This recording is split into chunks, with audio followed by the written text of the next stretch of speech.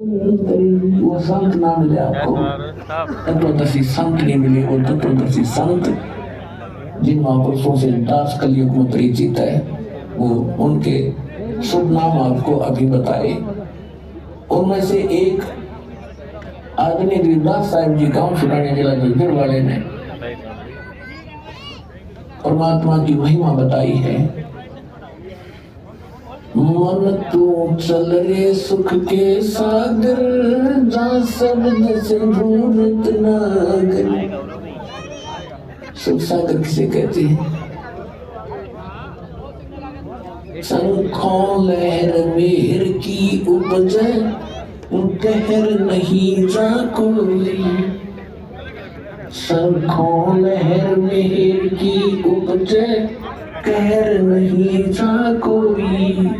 दास गरीब अचल अविनाशी, सुख का सागर सोई। मन तो सुख के सागर बस रे, वही और न ऐसा यस रे। कि जहाँ शंखों लहर मेहर की उपजे। अपना अब हम 5 तत्वों से बने हुए पुतले में रहते हैं। इसमें कभी बीपी हाई, कभी लो, कभी कोई काम, कभी क्रोध, कोई लालच दुखी कर रहा होता है।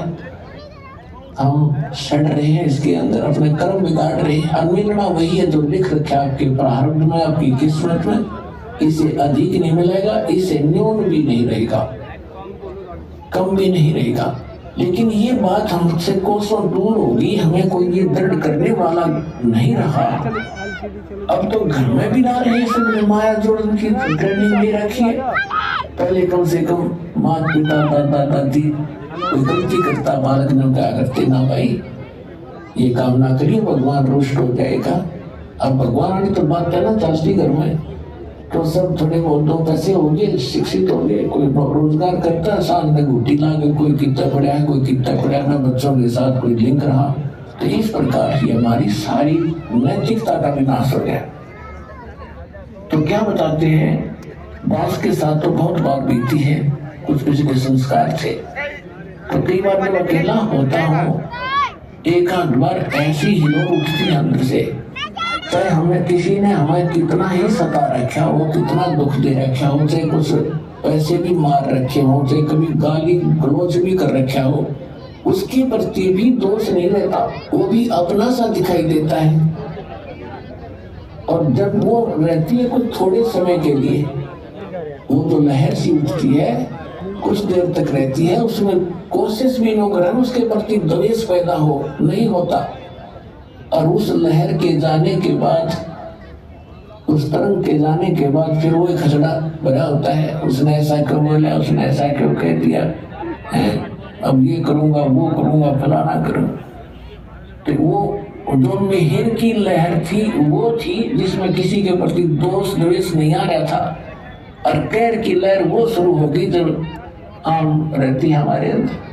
तो इसके विषय बताता है कि उस सतलोक के अंदर गरीबदास साहिब जी कह रहे, शंखों लहर मेहर की उपजे, और कैर नहीं जा कोई दुख है नहीं। अपना आत्मा आप यहाँ आए हुए हो, चाहे कोई 4 दिन से आ रहा है, कोई 10 दिन से, कोई 2 दिन से। अब यहाँ क्या दिक्कत आपको?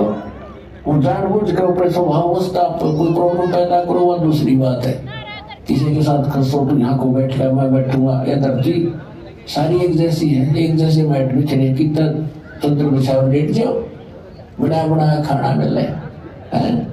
परमात्मा ने अपने बच्चों के लिए दूध की नदी बाहर रखी, और यहाँ पर सारे सदाबर्द खोल रखा, चाह की केटी बरकत रखी, राव गिलास रुपयों गटकर की तरह बैठ गए। तो यहाँ आपने, यहाँ क्या दुख है, क्या द्वेष है किसके साथ? तो वहाँ सतलोक की मिनी रिहर्सल है। उसको वाला सुख तो यहाँ स्वप्न में भी नहीं है, लेकिन उसकी रिहर्सल है ये। तो जब आप वहां जाओगे, बहुत बड़ा क्षेत्र आपका अपना इंडिविजुअल है। जैसे यहाँ प्रत्येक का स्वभाव है, बड़ी कोठी हो है, आगे लान हो, उसमें तालाब बना हुआ हो, कई फुहारे चल रहे हो, बाग बगीचे हो हैं, और अंगूरों की बेल लगी हो, कभी घूमते घूमते खा लें, वहाँ सैर सपाटा करें, कभी तालाब में नहालें, बैठ के गप्पे मारे, पीता बैठ। तो ये यहाँ का किया हुआ तुम्हें वहां मिलेगा। आप आप स्टूडेंट हैं मनुष्य प्राप्त प्राणी, और जो स्टूडेंट यहाँ की ये कर रहा है, यहाँ की संपत्ति छोड़ने में लग गया, वो विद्यार्थी नहीं है, वो भक्त नहीं है। आपको जो आवश्यक वस्तुएं हैं वो बनाओ। कर्मी शब्दी से बचने के लिए मकान की आवश्यकता बनाओ। जैसा आपकी सुविधा भगवान ने आपको प्राप्त में दिया उतना ही बनाओ, ज्यादा नहीं। आज की वर्तमान की आवश्यकता है मोटरसाइकिल, कार है, व्हीकल है, ये भी ले लो, कोई बड़ी बात नहीं। और आप देख लेना, विश्वास रखना।